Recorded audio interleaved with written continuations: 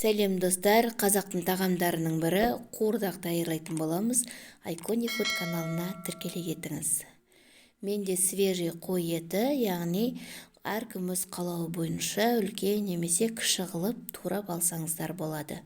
Кез келген ет түрінен жасасаңыздар да болады. Свежий еттен жасалған қуырдақтың дәмі керемет күшті болып шығады.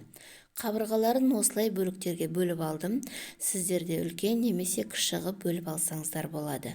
Енді қазанның ішін сумен бір шайып жіберіп, оттың астын қатты жағып, ішін кептіреміз де, үстіне көз мөлшерімен май құямыз. Майымыз қызған бойда жуылған етті үстіне саламыз.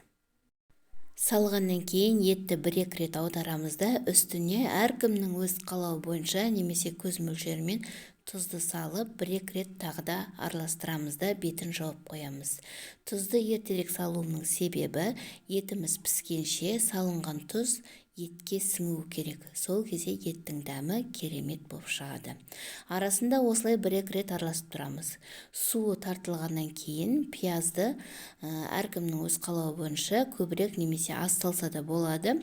Ұзыншалап турап қуырдақтың бетіне, яғни суы тартылған еттің бетіне саламыз.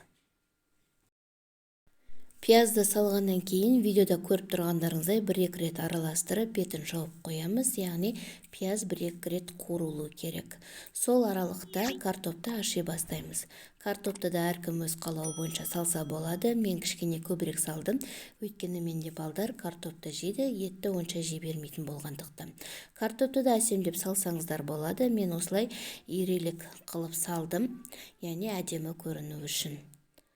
Енді осылай етіміздің бетіне картопты салып, бір-екі рет араластырып, бетін жауып, астын жай, яғни баяу қойып, 40-30 минутқа қойып қоямыз. Картопты салғаннан кейін арасында бір-екі рет араластырып тұрыңыз. Ары қарай қуырдақтың пісуі сіздің картопыңызға байланысты. Кейбір картоптар тез піседі, кейбір картоптар қатты болып кеш піседі. Ал видеода көріп тұрғандарыңыздай, менің картопым тез пісетін картоп болып шықты, кішкене езіңкіреп қалды. Осымен біздің қуырдағымыз дайын. Міндетті түрде жасап көріңіздер, дәмі керемет болып шықты. Осылай пияз қойып әсемдеп жесеңіздер де болады. Ас болсын!